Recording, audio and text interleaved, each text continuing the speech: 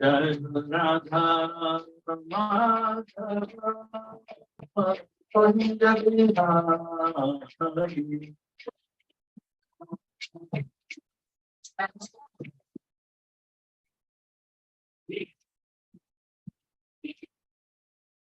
गोपी जन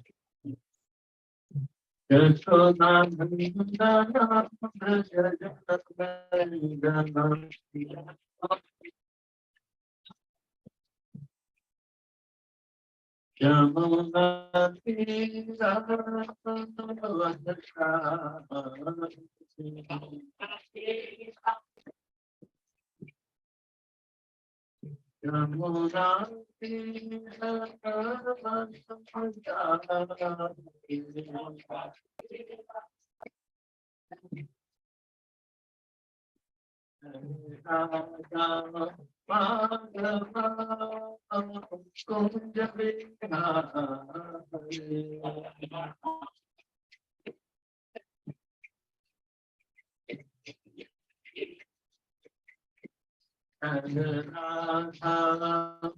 माधव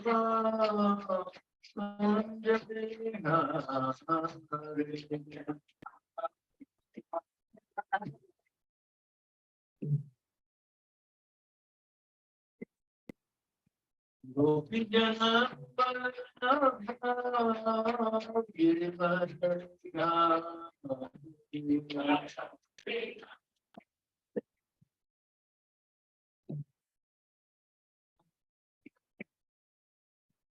गोपी जन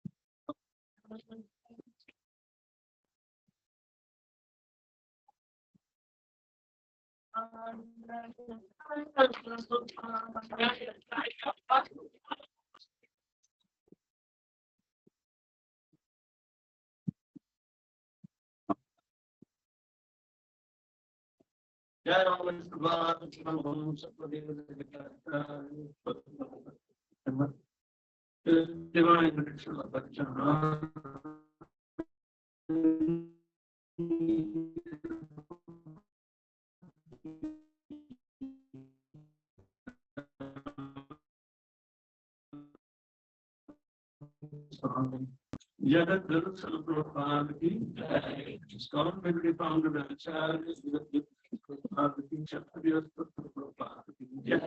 अनंत कोटि वैष्णव वृंद की जय। नाचार्य श्रद्धा ठाकुर की जय। प्रेम से कहो श्री कृष्ण चैतन्य प्रभु नित्यानंद श्री अद्वैत गदाधर श्रीवासादि गौर भक्ति वृंद की जय। हे श्री राधा कृष्ण गोपीनाथ श्याम गोवर्धन की जय। ब्रजमणि वृंदावन धाम की जय। राधिका प्रदान की जय।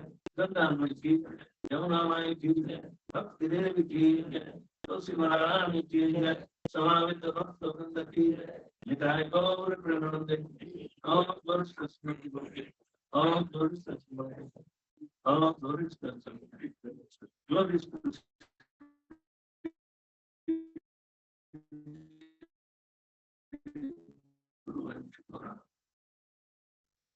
ओम ज्ञानतिमिरन्धस्य ज्ञानञ्जनशीकृतये नमः।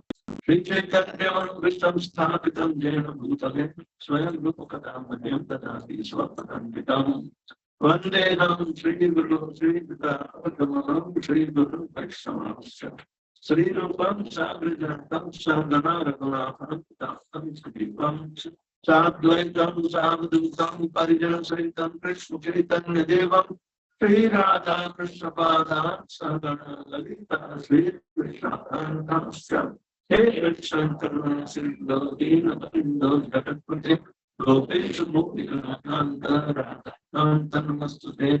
तप्तकाञ्चन गौराङ्गी राधे वृन्दावनेश्वरी वृषभानुसुते प्रणमामि हरिप्रिये वाञ्छाकल्पतरुभ्यश्च पतितानां पावनेभ्यो वैष्णवेभ्यो नमो नमः। नमः विष्णुपादाय कृष्णप्रेष्ठाय भूतले श्रीमते भक्तिवेदान्त स्वामिन्यति नामिने नमस्ते सारस्वती गौरवाणी प्रचारिणे निर्विशेष शून्यवादी आचार्य जय श्री कृष्ण चैतन्य नित्यानंद श्री अद्वैत गदाधर श्रीवासादि गौर भक्तवृंद हरे कृष्णा हरे कृष्णा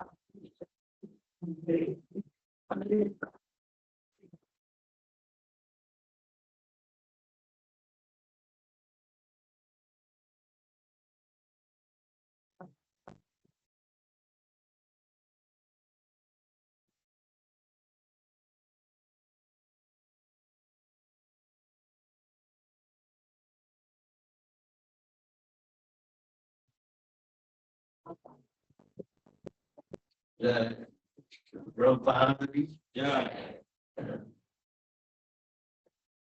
ओम श्री हनुमते नमः। It is very surprising that in 1969, Srila Prabhupada was returning from India back to US. It was the second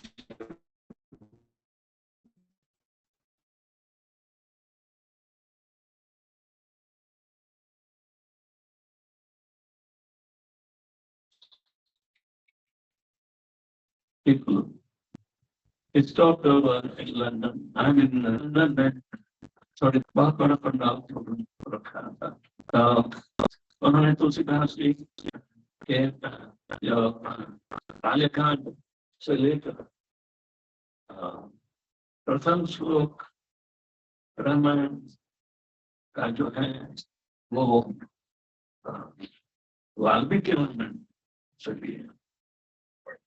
और जैसे हम इंट्रोडक्शन करते हैं उपोद्घात बोलते हैं उसे। तो पहला श्लोक श्री रामचंद्र जी के आध्यात्मिक और दैवी स्थिति पर पता उठाते थे। प्रभुपाद जी ने काफी समय उस पर विवेचना की, जबकि विषय तो इतना आसान नहीं था, फिर भी परम सत्य का उजागर करने में किसी को चिंतन करना चाहिए। परम सत्य भगवत तत्व होता है। भगवत तत्व और कृष्ण तत्व में कोई अंतर नहीं, क्योंकि कृष्ण आदि पुरुष है रामचंद्र श्रीमद भागवत के आधार पर रामादि मूर्तिषु, वो तो ब्रह्म संहिता में भी है।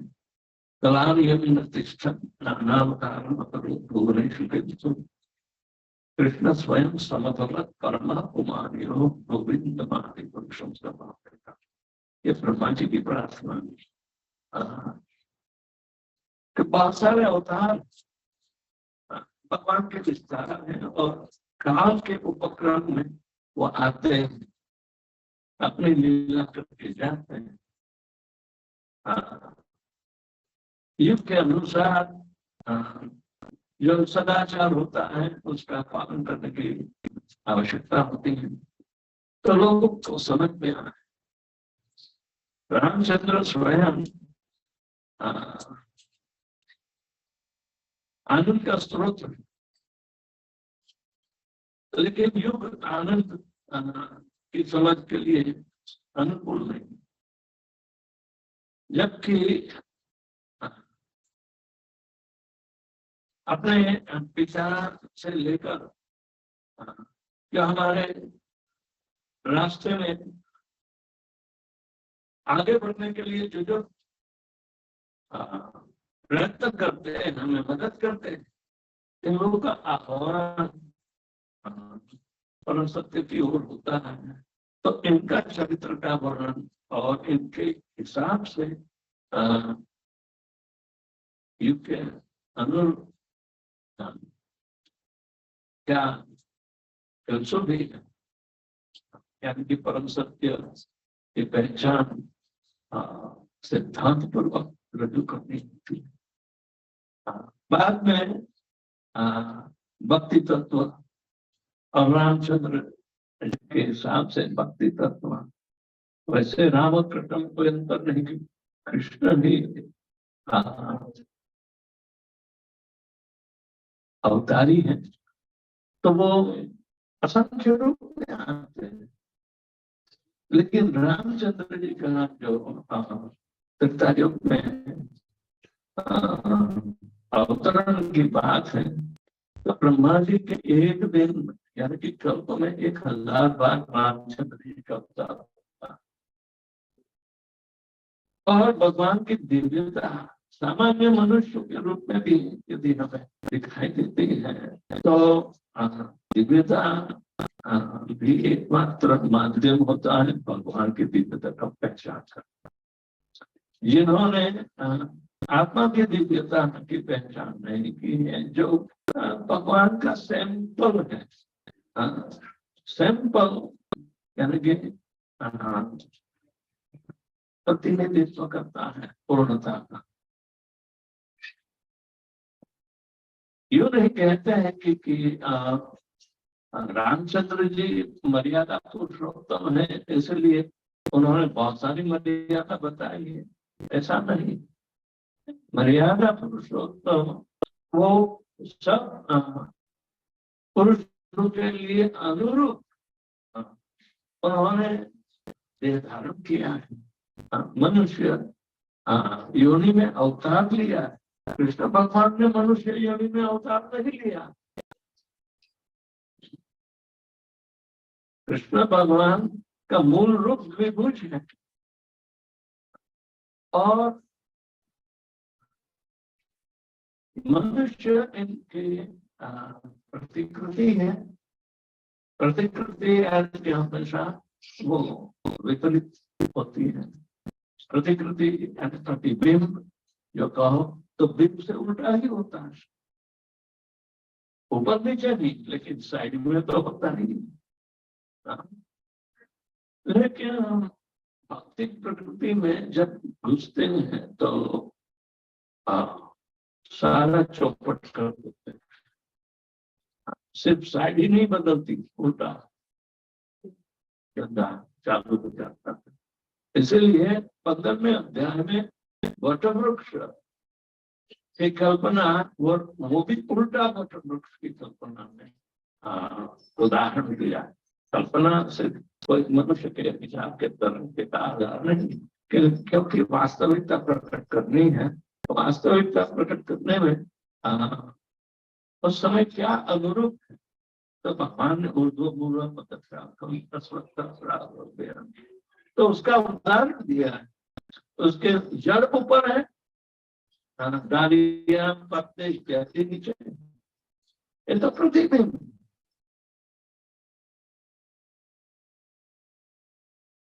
पानी में यदि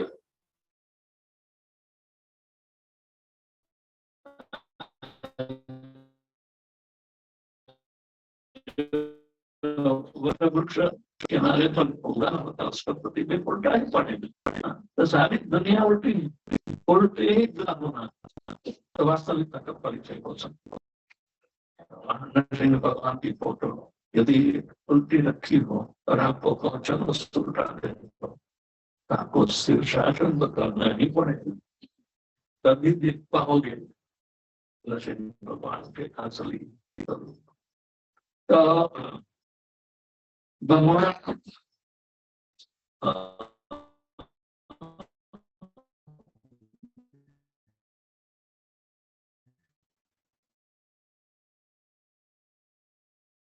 कोई ऐसी सिर्फ राक्षसों का राक्षसों को ऐसा वरदान है कोई मनुष्य उनसे मार नहीं सकता, इसलिए देवताओं के साथ ही लड़ते रहते हैं, क्योंकि देवता मनुष्य से ऊपर की हमें तस्वीर नहीं है। यक्ष राक्षस वो भी तस्वीर होने में करते हैं, लेकिन मनुष्य में यदि कोई देवता योनि से भी आ सकता है और राक्षस योनि से भी आ सकता है, तो गण की कल्पना करती शादी के पीछे तो देखना ही पड़ता है कि भाई ये कौन से गण वाला, राक्षस योनि का या देव योनि का। सिर्फ पति का गण नहीं, जो होने वाली पत्नी है उसका भी गण देखना पड़ता है। तो इसमें वहां जो हो गया तो भरोसा मत रखो।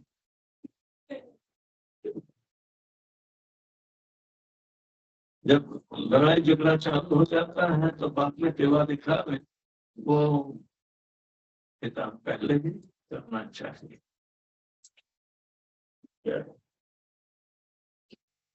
तो प्रभुपाद जी ने जब रामचंद्र जी का विशिष्ट वर्णन किया, उसमें हनुमान चरित्र भी आता है।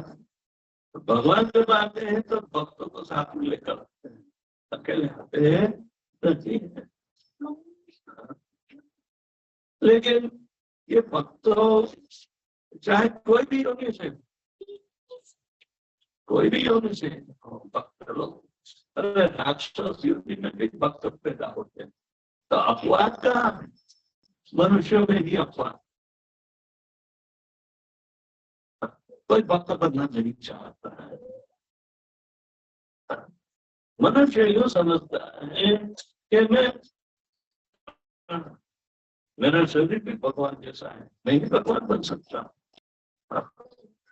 ऐसा तो कभी हुआ नहीं है, कोई भगवान बना नहीं है। इसमें भी नास्तिक धर्म बोलते भगवान, थाईलैंड में जाओगे तो बहुत सारे बुद्ध भगवान होंगे, जो बुद्ध धर्म का पालन करते करते गया तो बुद्ध बन गया। क्या बुद्ध यानी प्रबुद्ध बुद्धि जिसमें आती है तो सत्य का परिचय करता है, तो वो अपने आप को सत्य समझता है। तो सत्य जानने के तुरंत ही मुक्ति हो जाती है, तो उसे वो लोग निर्वाण बोलते हैं। लेकिन ये तो नास्तिक धर्म है, उसमें शास्त्र का कोई आधार नहीं है, कुछ नहीं। भगवान बुद्ध आए तो जैसे को निंद से यज्ञ विधेयः स्तुति जातम सदय हृदय दर्शित पशुघातम केशव धृता बुद्ध शरीर जगदीश। उसी तरह रामचंद्र जी के लिए भी बोला गया है दशावतार स्तोत्र में। रामचंद्र जी के लिए कहा दस मुख रण मैदान में 10 मुख रावण का समूह करने हेतु आए। भगवान अकेले भी तो संहार कर सकते हैं, लेकिन अपने भक्तों का वो बहुफल करना चाहते हैं। ये देखो ये सब मानव थे के भक्त।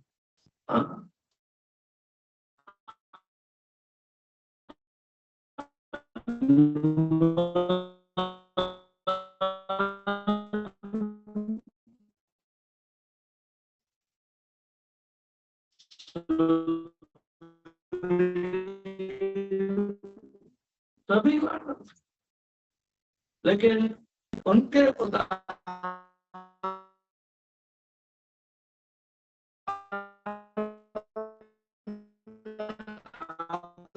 रूप से लक्ष्मण सीता मैया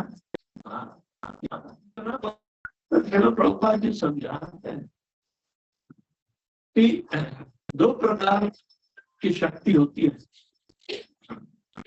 एक को कहते हैं पुरुषाकार शक्ति और दूसरे को कहते हैं दैवी शक्ति। दैवी शक्ति भगवान की नीति की शक्ति, और भगवान चाहे उसे वो प्रदान कर सकते हैं दैवी शक्ति। पुरुषाकार शक्ति पुरुष अपनी काबिलियत यदि ग्रहण करके प्रदर्शित करता है, लेकिन वो बहुत मर्यादा वाली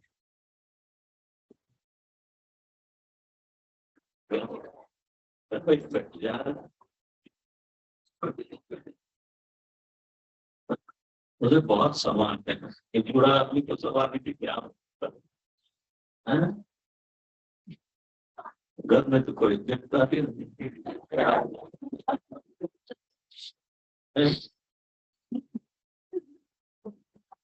सब कुछ न कुछ ऐसी सेवा करना चाहते हैं, लेकिन सेवा में डिस्टर्बेंस नहीं कर सकते।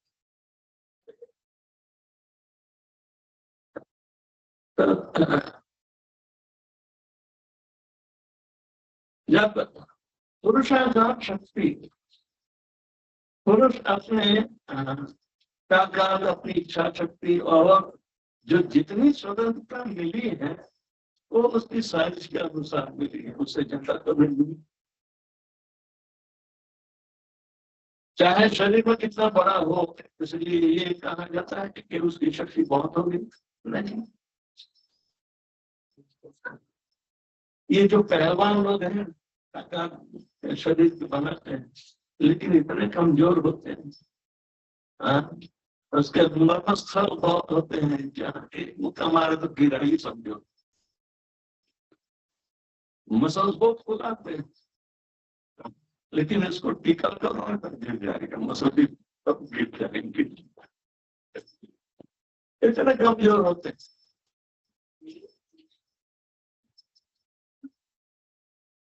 कमजोरी का फायदा उठाने वाले सच में अकल नहीं होते। तो पुरुष का शक्ति जो है, तो ये शक्ति बहुत मर्यादित होती है। अपने शरीर में अर्जित की शक्ति वो अपनी मेहनत से जिम में जाकर शक्ति करते हैं, प्रदर्शन करते हैं। अब तो लड़कियां भी जाती हैं, कौन जिम में जाता है? होगा कोई, बोलेंगे नहीं जाते शरीर।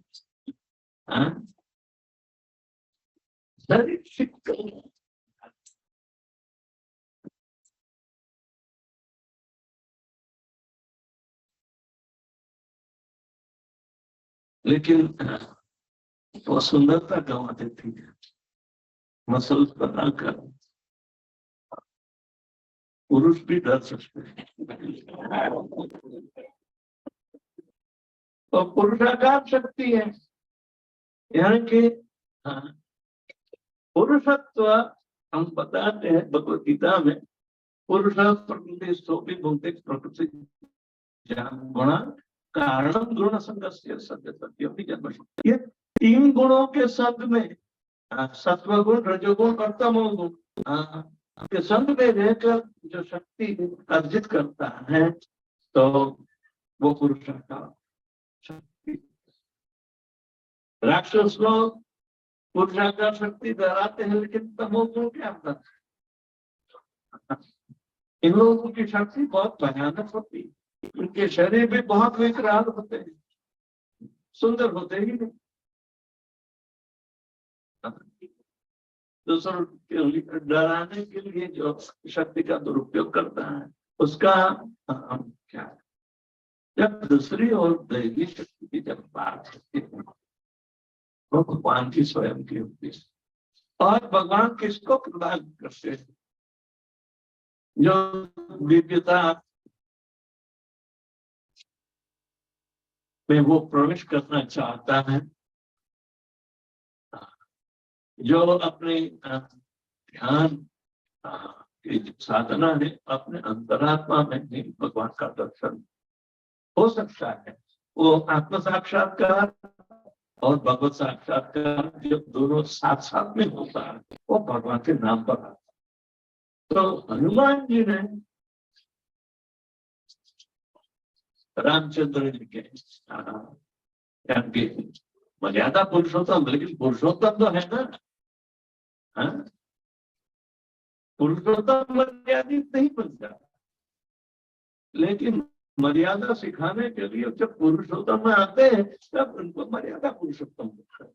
तो हनुमान जी ने कैसे ये दिव्य शक्ति अर्जित की है, वो भक्ति का प्रताप है। भक्ति दिव्य, भक्ति तो भगवान के साथ का संबंध बताते हैं। भक्त के साथ का संबंध वो ठीक है, लेकिन भक्त स्वीकारता नहीं,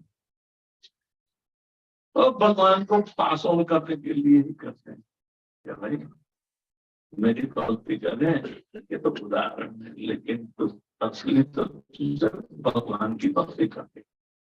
मेरी भक्ति हुई भगवान और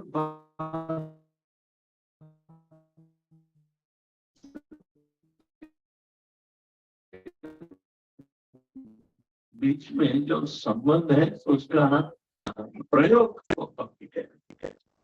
स्वयं दैवी शक्ति दैवी शक्ति का उपयोग भगवान की सेवा में करना चाहते हैं, लेकिन उनको दैवी शक्ति के उपरांत योग सिद्धि भी हुई है। अष्ट सिद्धि नवनिधि के दाता, अष्ट सिद्धि के दाता 8 प्रकार की सिद्धियां होती हैं, वो कौन मानता है? हनुमान जी के पास, हनुमान जी आपके पास सिद्धि है, आपको तो कोई उपयोग है ही नहीं, हमें दे दो, हम जानते हैं क्या बनना, क्योंकि हमारी भावना है।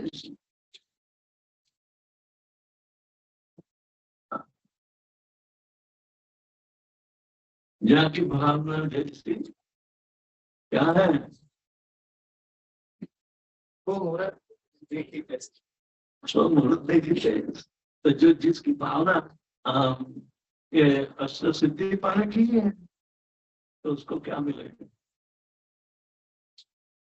चाहता तो है, लेकिन जो दांत वाले होते हैं ना, उसको भी दांत आते।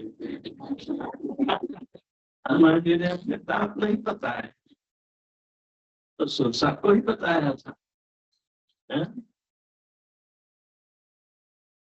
हनुमान जी के दांत देखे तो वृंदावन में आना, बहुत सारे हनुमान जी के प्रतिनिधि है।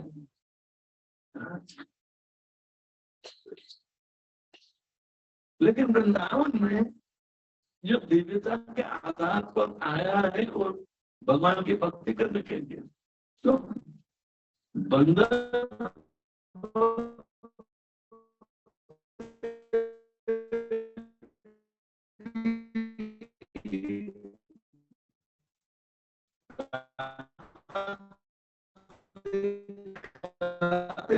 डरता नहीं जा पाएगी के बाद नहीं देखे तो मेरा चश्मा दे जाते हैं। पहले तो चना देते थे, अभी चना से उसका मन को मुकर देने आते हैं। अभी फ्रूटी चाहेगी तो लोग जानते हैं तो देना ही पड़ेगा। तो वो प्रतिनिधित्व है, इसलिए भक्त लोग के साथ बदलेबाज नहीं करते। उठा के कोई चप्पल उठा के जाता है, कोई चश्मी निकाल के जाता है, लेकिन रामचंद्र जी को मदद करने वाले जब मदद करते थे तब भगवान ने अपनी दैवी शक्ति उनको दी। जो दैवी शक्ति से भगवान की सेवा करता है वो हमेशा विजयी होता है। पुत्रों का नाश नहीं हुआ, राक्षस का ही हुआ। तो हाँ, दो प्रकार की शक्ति बताई है, दैवी और पुरुष शक्ति।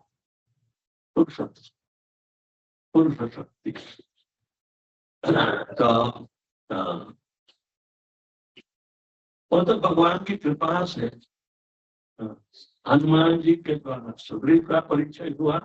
हनुमान जी मध्यस्थ रहे, यानी कि दिव्यता का अनुभव करने वाले, यानी भगवान रामचंद्र जी की शरण में जाने वाले लोग हैं, ये सारे सनातनी है। क्योंकि इन सबको रावण के साथ दिव्यता का परिचय कराने की शक्ति मिली थी। जटायु शायद मर गया, समझ गया, लेकिन दैवी शक्ति का परिचय करा के गया। वैसे रावण का तो मृत्यु पहले से ही लिखा गया था, तो न तो सीता इतनी ताकतवर होने के बावजूद रावण को मारती नहीं। दैवी शक्ति है। यदि उसकी भ्रुकुटी रावण के प्रति जो गुस्से में ऊपर धनुष की तरह खींच गई तो गया रावण भस्म। इतनी जबरदस्त दैवी शक्ति होती है। सीता ने ऐसा नहीं किया। तो अंदर गए, माया सुपरा को भेज दी और वो दुभाईमान होकर रावण का संहार करने की प्रतिनिधित्व करेंगे।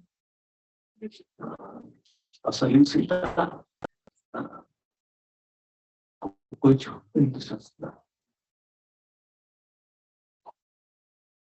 रामचंद्र के चरण ग्रहण करने की भावना, फिर सीता के चरण ग्रहण करना बहुत महत्वपूर्ण।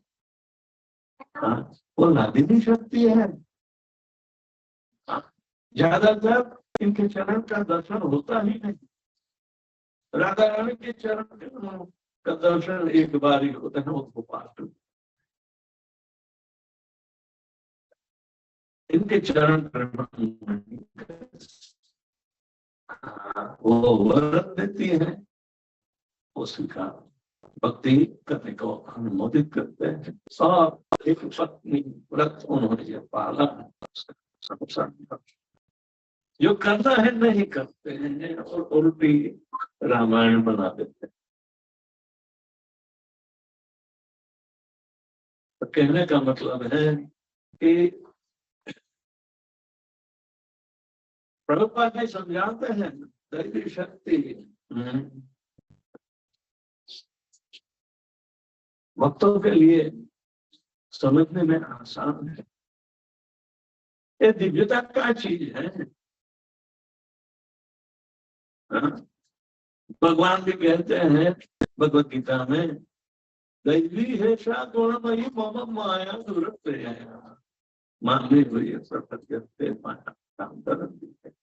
ये भगवान की भौतिक प्रवृत्ति की दैवी है जो हमें जबरदस्ती से भगवान की शरण लेने के लिए ही प्रेरित करेगी।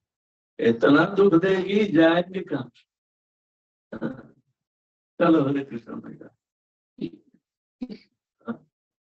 कम से कम प्रसाद तो मिलेगा, शांति मिलेगी, आत्मा को शांति मिलेगी। जाना तो चाहिए मंदिर, लेकिन यहाँ तो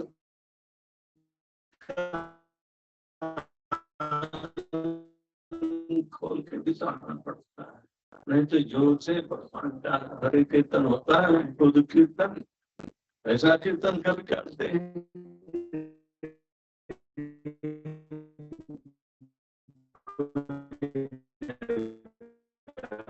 सिर्फ घंटे में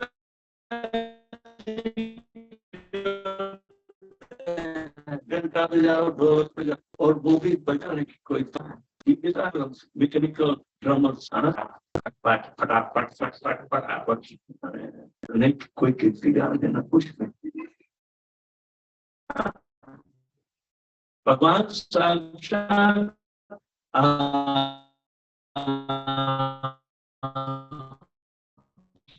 आए और मनुष्य के रूप में आए, मनुष्य योनि में से ऐसा दिखाने के लिए मानुषी तनुमाश्रिता, क्योंकि ये दिव्यता है। भगवान का शरीर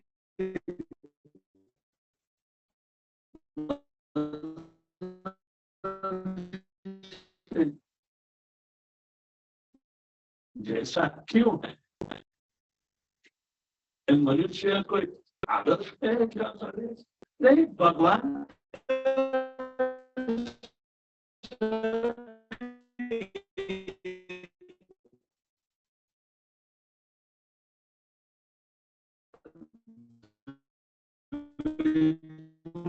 है ओरिजिनल, इसलिए इनकी प्रतिनिधि नहीं बात एंड इमेज इज ऑलवेज सिर्फ फायदा हो गया। ये क्यों उल्टा धंधा है ना, इसीलिए मनुष्य भगवान का इमिटेशन करना चाहता, इनसे दैवी शक्ति प्राप्त नहीं करना चाहता।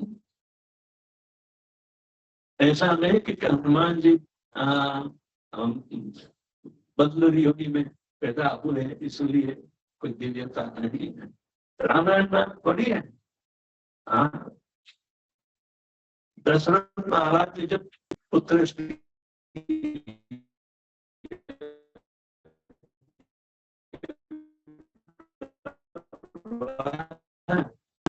तो यज्ञ में जब खीर निकलती है तो पृष्ठ कौन, पृष्ठ दृष्टा कौन है? विशेष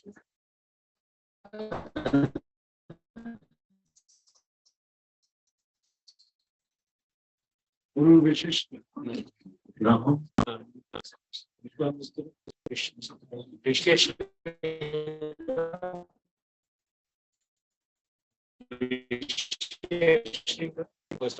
वैशेषिक ऋषि श्रृंगार शांता के साथ शांता पहली बेटी थी, बेटे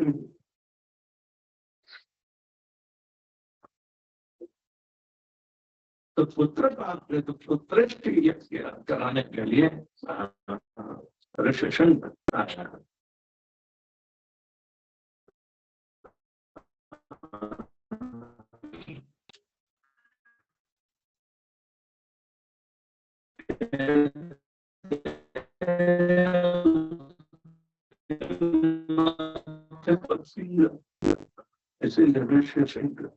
लेकिन मत्थे पर यदि सिंह हो, यानी कि दिव्यता का चिन्ह। पेगासस क्या है? वायरस नहीं, और यहाँ भी यहाँ से ही आया, ऑस्ट्रेलिया से ही दिया है पेगासस। और राहुल गांधी से कहते मेरे फोन में पेगासस है, लेकिन पेगासस एक घोड़ा है, ये उच्च सवार जैसा, लेकिन उसके फेस पर श्रृंगार यहाँ पर देखने को मिलेगी, कहीं से कहीं पेंटिंग मिलेगी। देखो तो उत्कृष्ट यज्ञ में जब खत्म होता है तो यज्ञपति विष्णु स्वयं उसके प्रूफ के लिए आते हैं। यज्ञ का शाक खीर जो होता है तो वो 10 रुपये तो पकड़ा देते हैं कि आपकी सबसे बात। तो सर्वप्रथम तो कौशल्या तो दिया, उसने आधी खाई, आधी बची थी सुमित्रा को दे दी, सुमित्रा ने भी आधी में आधी खाई, राइट। बाकी को कई नहीं। अब कई कई खाती थी तब एक पक्षी आकर थोड़ी खीर चुरा गए और उड़ के अंजना के मुख में डाल दिया। अंजन पुत्र हनुमान की तो दिव्यता इसी तरह ट्रांसफर होगी, आवश्यक है, मर्यादा में नहीं, पूर्ण पुरुषोत्तम के रूप में नहीं है। रामचंद्र जी मर्यादा पुरुषोत्तम कह रहा है, ये भगवान है, साक्षात है, लेकिन भगवान के अवतार। तो अवतारी कौन? अवतारी कृष्ण, क्योंकि वो 7% दिव्यता, इसलिए जन्म कर्म च में दिव्यम एवं व्यक्ति तत्वतः त्यक्त्वा देहं पुनर्जन्म नैति सोच। अपना ये पुनर्जन्म बिताना तो भगवान के स्वयं के जन्म जो दिव्यता में उसको आपको ध्यान में लेना चाहिए, समझना चाहिए। देव के कोई प्रसूति नहीं की है तो वो कहते हैं कि भागवत इत्यादि, अरे स्त्री द्विज बंधुना श्रुति न हो जाए, इसलिए इतिहास में पुराण जब बनाए हैं तो जिनको ज्यादा समझ नहीं आती तो उनके लिए आसान कैसे बना।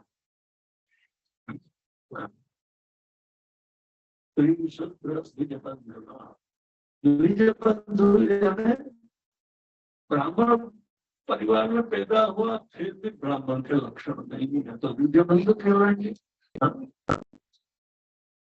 तो इन लोगों को समझाने के लिए ये इतिहास पुराण इत्यादि है। तो कली में तो सभी शूद्र ही पैदा होते हैं, तो हम सब कैटेगरी में हुए, सिर्फ स्त्रियों के लिए नहीं कहा गया, लेकिन ये सब जन्मना जाते शूद्र सभी कर्म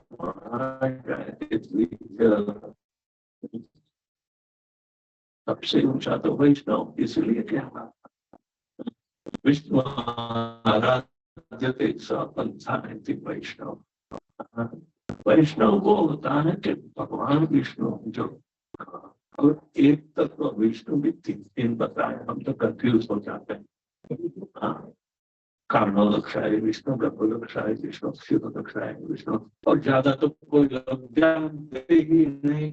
अरे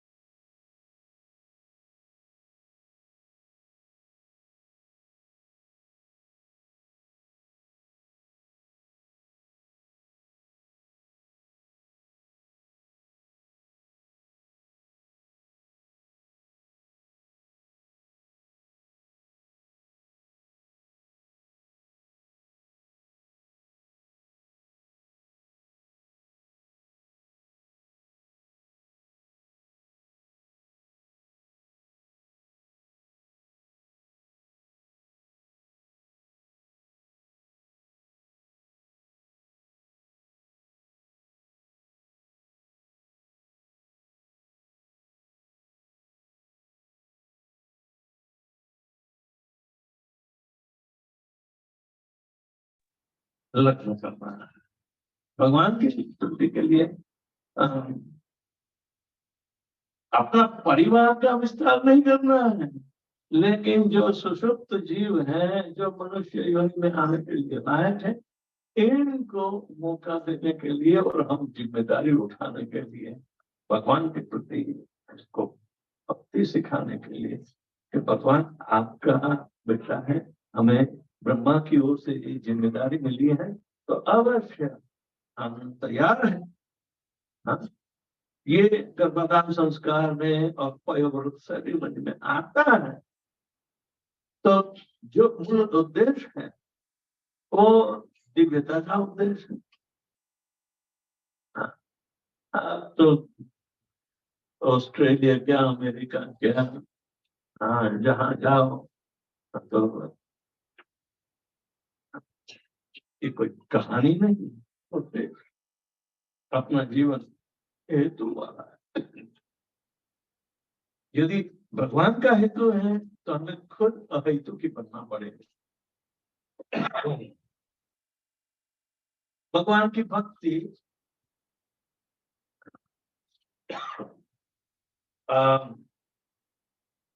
भगवान को प्रसन्न करने के लिए हम अपना शेयर उसमें से मत निकालते हैं 100%।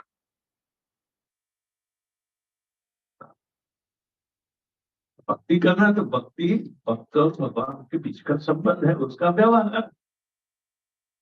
इसमें हम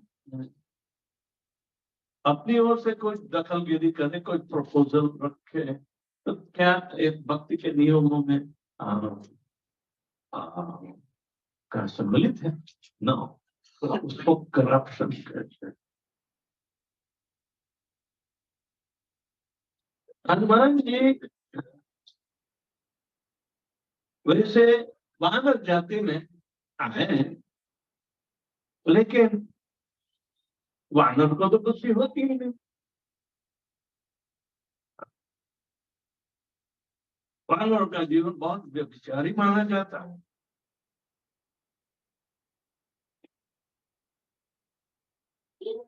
हनुमान जी जीवन ब्रह्मचारी, भगवान के राम के लिए जीने के लिए उनका उदाहरण बहुत विशिष्ट है।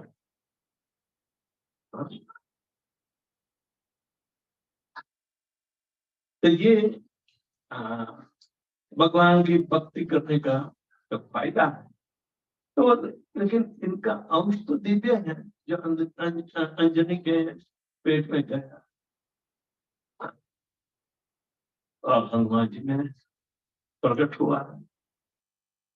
तो दिव्यता में संयोग भी पैदा होते हैं, लेकिन भगवान की इच्छा से होते हैं। भगवान ये बताना चाहते हैं कि ये किसी जीव पर कोई पक्षपात नहीं करते। समो हम सर्वभूतेषु न द्वेष्टि न प्रियोषि, सभी मेरी संतान है, इसलिए मैं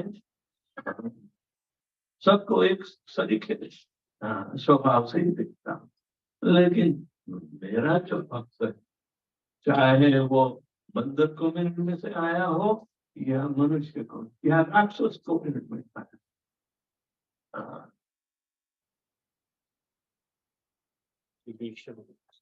ये भजंती तो मान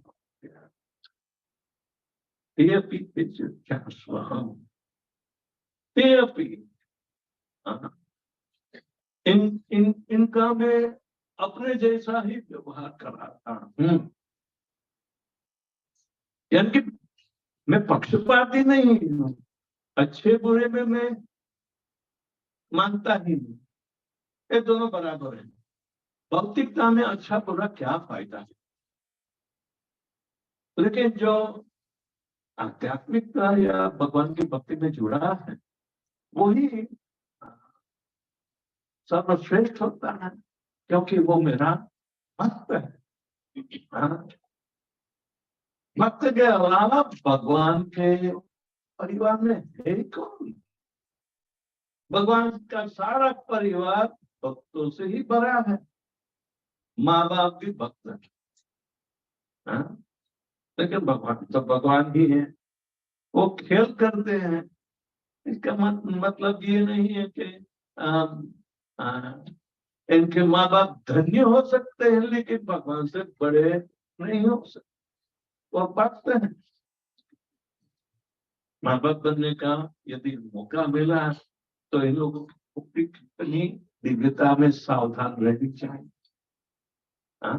हम भी तो भावना करते हैं लेकिन फंसते हैं। बेटा पैदा हुआ है, चलो आया रो के, लेकिन भगवान कभी रोए नहीं कि यहाँ पे आके। भागवत ने कुछ नहीं बताया ऐसा, सुखदेव गोस्वामी। तो कहने का मतलब है यदि हमें किसी का चरित्र का वर्णन करना है या इनके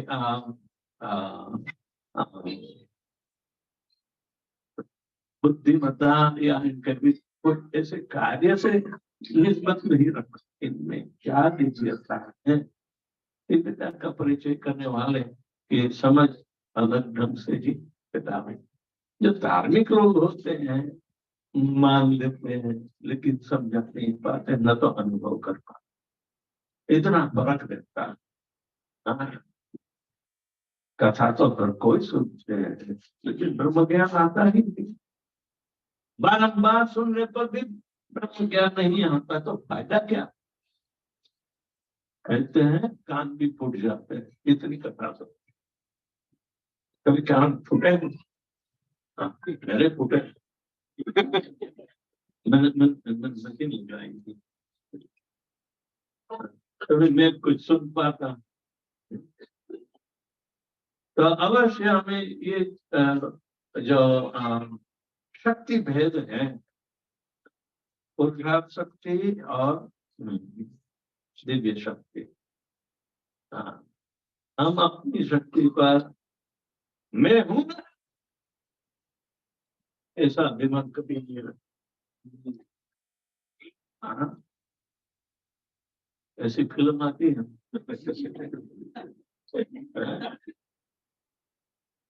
लोगों को चक्राओं में डालती है मैं हूं, तो वो लोग भगवान की तरफ पूछे जाते हैं मैं। लेकिन इनकम का छापा पड़ता है तब मैं हूं ना, वो सब फिसल जाता है। तो जो भी है हमें हनुमान जी की दिव्यता पर कभी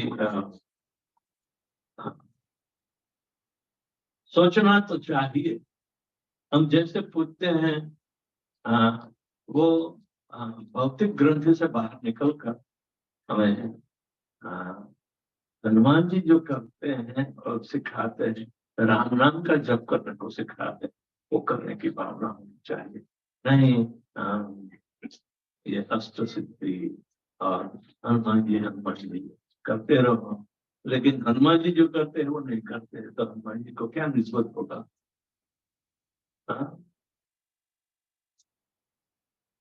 शंकर सुवन के तरीना और शिव जी के भी अंश माने जाते हैं और केसरी इनके पिता वो भी मानते हैं। केसरी वानर, अंजनी भी वानर जाति में पिता, इसलिए हनुमान। हनुमान नाम कैसे पड़ा बच्चा।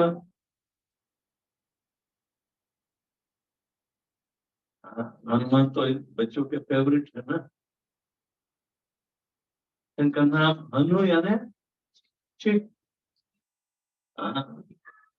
इंद्र का वज्र पड़ा तो वो जो गाल था वो गुब्बारा हो गया, तो हनुमान कहलाने लगे। इंद्र की गदा भी गिर गई, इंद्र अचंभे में पड़ा कि ऐसी ऐसी गदा भी काम नहीं करती।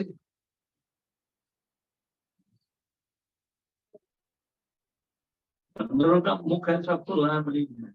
हाँ यदि कुछ मुख में खाया होगा तो पूरा चुरा, वो तो चुरा के भी खाते हैं, दादागिरी करके भी खाते हैं। पर इनकी जो शक्ति है पुरुष शक्ति, लेकिन भगवान की सेवा में यदि हो, उसका परिचय हमें ना हो तो उनको पूजने लगते हैं सभी। या है नहीं, लेकिन धामवास तो है, बंदरों को प्रोटेक्शन देता है भगवान का नाम। इसीलिए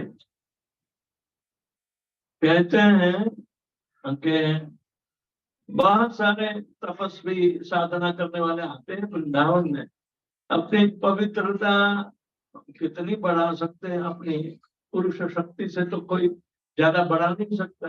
इनमें दिव्यता का प्रचार यदि कम होता है तो वो लोग परेशान हो जाते हैं कि कितने साल से मैं वृंदावन में पड़ा हूँ और मेरी कोई ऐसी प्रगति नहीं है, चलो मैं ऐसा काम करूं जो अपराध होता है। और जो वृंदावन में अपराध करने वाले को बंदर का, सुअर का इत्यादि वो किताब में जी।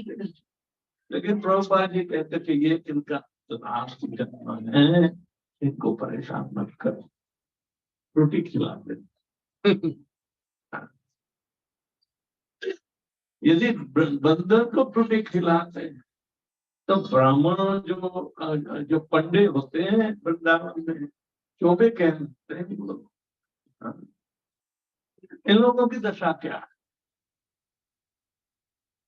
इन लोगों के लिए सरकार ने कोई ऐसी व्यवस्था नहीं की कि वो कुछ व्यवसाय करके या अपनी पसीने की कमाई खा, नहीं। वो लोग राधा रानी की कृपा से रहना चाहता। कोई उसके साथ आर्ग्यूमेंट करना है कि ये परेशान क्यों कर रहे हो, पंडा कहता है कि क्या हमारे पेट पर लात मारना चाहते हो? हाँ, हम राधा रानी के अलावा किसी की सेवा नहीं कर सकते। यानी कि इन लोगों का भी अनादर नहीं करना चाहिए। यदि कोई फरियाद करके आया कि देखो तुम्हारे आदमी ने हमारे पेट पर लात मारी है, तो क्या करना है? ले भैया 20 रुपया की रबड़ी लेकर खा दे, वो तृप्त तो हो जाएगा, लेकिन अच्छी तरह से उसके साथ व्यवहार करो। हम वृंदावन में रहते काफी अनुभवी हैं, ऐसे तो बहुत अनुभव। एक पंडा आया कि तुम्हारा आदमी, कई लोग आए थे, हम प्रचार इनको कहते थे कि चलो ले जाएंगे, दर्शन कराएंगे, ये है वो है। वो तो कहते हैं कि नहीं, तुम्हारी आवश्यकता यहाँ की पेट पर लात मारेंगे, कहा मैं इसको पीटना चाहता हूँ, हमारी पास है। हमने कहा भैया ये तो इतना कमजोर है, एक पांव से ठीक ढंग से चल भी नहीं पाता है, उसको भी हम 2 बार खाना खिलाते हैं। हाँ, और ऐसी सेवा में रुकना है तो ऐसा तेरा तो गुरु भाई हो गए, तो उसको क्यों पीटे? जा थोड़ी देर खा ले और शांत हो जाएगी, दे दो कुछ। हाँ, रबड़ी महंगी नहीं है, सस्ती है, एक धोने में दे दो, खुश हो जाए। और उन लोगों के मुंह में मिठास होती है, और मिठास रहनी चाहिए, चाहे वो शक्कर की हो या जबान की। रबड़ी जो मुंह में नहीं पड़ती तो वो लोग कैसे कहेंगे? हाँ, मीठी जबान से बोल नहीं पा रहे, यानी कि वो भूखा है इसलिए बकता है और पिटाई की बात करता है। ये सारी टेक्निक है। सत्यम वद प्रियम वद अप्रियम मान, बोलना है जो सत्य बोलना है, प्रिय होना चाहिए। हाँ, तो ये सभी बहुत काबिल होते हैं और राधा रानी की कृपा से इनका भी चलता रहता है। लड़ाई झगड़े भी होते रहते हैं, लेकिन सब पेट भरता है।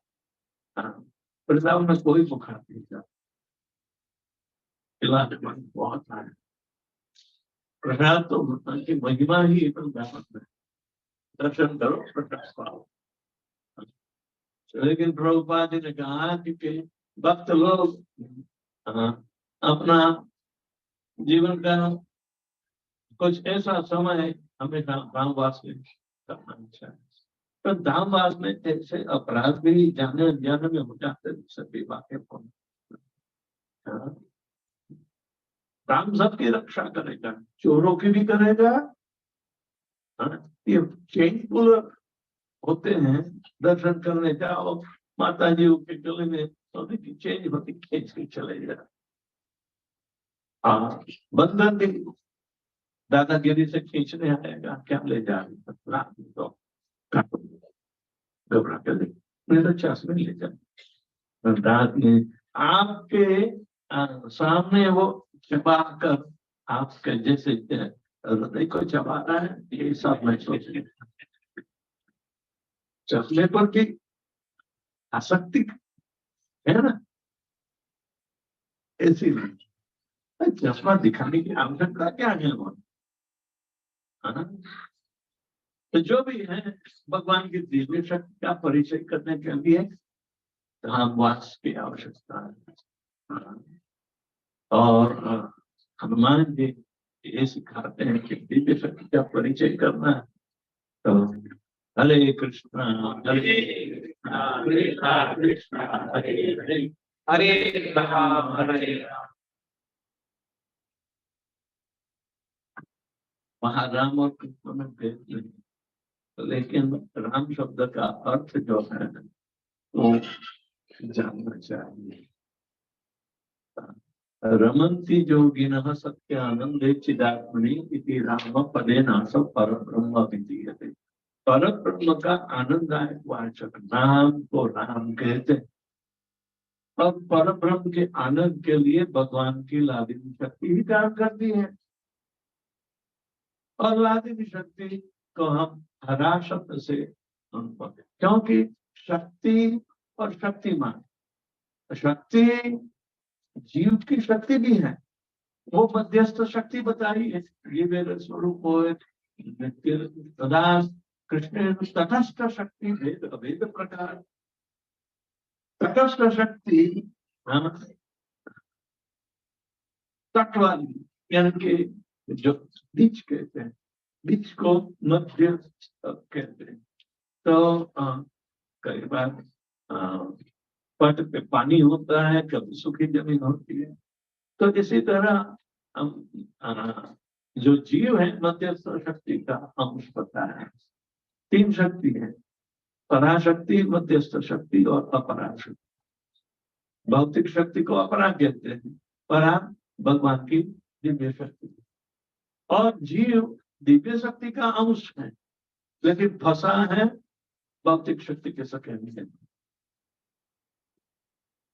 तो शक्ति का परिचय दिव्यता पाने के लिए वो अपने मूल स्वभाव को जाना चाहिए कि हमारा आत्मा का कॉन्स्टिट्यूशन तो सच्चिदानंद है। हम चाहते हैं, लेकिन भौतिकता तो अच्छी असत और निरानंद है, उसमें हम क्यों फाफा मारते हैं? जब ढूंढने का प्रयत्न करते तो यहाँ तो है ही नहीं। क्या जेल खाना कोई चैन से सोने के लिए दिया है? भौतिक सारी सृष्टि जेल खाना, और दुर्गा माता जेल की अधिष्ठात्री। जो आप भगवान को वफादार रहकर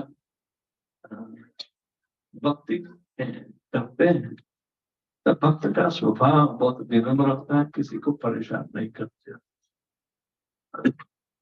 हनुमान जी राक्षसों को ही परेशान करते, दूसरों को। हनुमान जी के भक्त क्या है, घर में झगड़ा नहीं करते, तो क्या हनुमान जी पसंद होंगे? भक्त का सानिध्य सभी लड़ाई झगड़े को मिटाने वाला। तो हनुमान जी की महिमा एक बंदर के स्वरूप में ही नहीं है, एक भक्ति के स्वरूप में है। उसका सुखदेव गोस्वामी खुद चर्चा को तो समझाते हैं कि रहस्य क्या, भक्ति के अलावा रामायण का कोई दूसरा रहस्य है ही नहीं।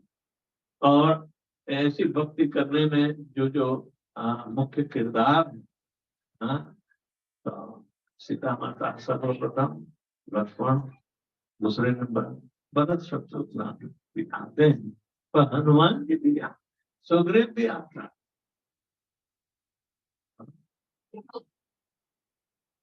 तो ये लोग भगवान का स्मरण हमेशा रखते हैं, इनकी भक्ति के लिए भगवान की जो इच्छा है, जो इनका प्लान है, उसमें वफादारी से वो किरदार बनना चाहिए।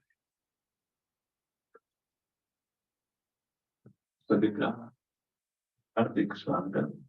तो भगवान श्री रामचंद्र जी के लिए उनका तुलसीदास द्वारा रचित श्री रामचंद्र कृपाल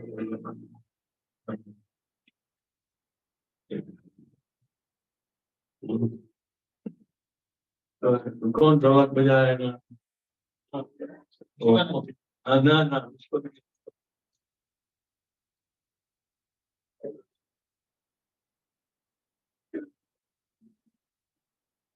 ये रूपक ताल है।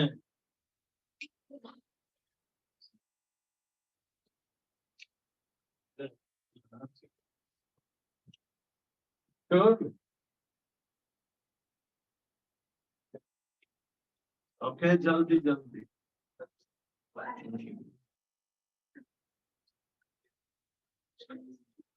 तो क्या बढ़िया भजन गाओ। बहुत चोरा, यहाँ चोरी करने वाला कहीं मान सकता। ओके, हनुमान जी चोरी नहीं करते।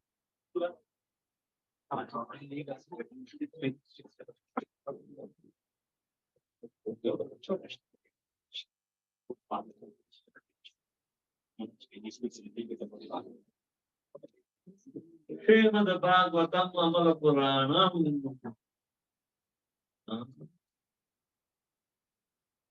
ये चैतन्य महाप्रभु का मत है, उसे बेहतर कोई नहीं। आज ये जो महीना चल रहा है, वो पुरुषोत्तम, श्रीमद् भागवतम पुरुषोत्तम की चर्चा और विशिष्ट भक्त इनके जो है द्वादश महाजन, स्वयं नारद शंभु कुमार कपिल मनु प्रहलाद जनक विष्णु बलि व्यास की वयम, ये 12 महाजन भगवान श्री कृष्ण विश्व पहुंचते हैं। तो ये प्रशस्ति पुरुषोत्तम महीने में ज्यादा गहरी बनती है। तो इसलिए और इसमें जो पूर्णिमा आती है इस महीने में, उसे भद्र पूर्णिमा कहते हैं। भद्र यार के सभी का कुशल इत्यादि देखना भद्रता। और सबसे उत्तम किसी को यदि भेंट देनी है फैमिली मेंबर सभी को, कि जिसके हाथ में ये दिव्यता वाला जब ग्रंथ आएगा, तो अवश्य उसका उसकी सेवा यानी उसका पठन वाचन और समझदारी ऐसे ग्रहण करनी होती है। चलो प्रभुपाद जी ने सरल संज्ञोति देकर उसका तात्पर्य बताया है। तो श्रीमद् भागवतम का जो सेवा करता है वो भद्र पूर्णिमा में पूर्णता प्राप्त कर सकता है। ऐसी भावना से इस सारे महीने में सारा भागवत का जो सेट है 12 ग्रंथों में, तो उसका किसी को परिवार में या किसी के उत्तेजन के लिए दान में दे सकते हैं। तो अवश्य यहाँ टेबल पर रखा है, आप मौके का फायदा उठाएं। हरे कृष्ण। हरे कृष्णा। और एक अवसर, सबसे बड़ा अवसर ये होगा जो आप आज ये श्रीमद् भागवतम लेते हैं, तो His Holiness वेद स्वामी के हाथ से आपको ये भागवतम सेट मिलेगा तो और सोने पे सुहागा हो जाएगा। हरे कृष्ण। अब हम 84 करने वाले हैं और आप सभी भक्तजनों को विनती है कि थोड़े लोग हैं फिर एक एक करके थोड़े थोड़े लोग उठ के लाइन बना के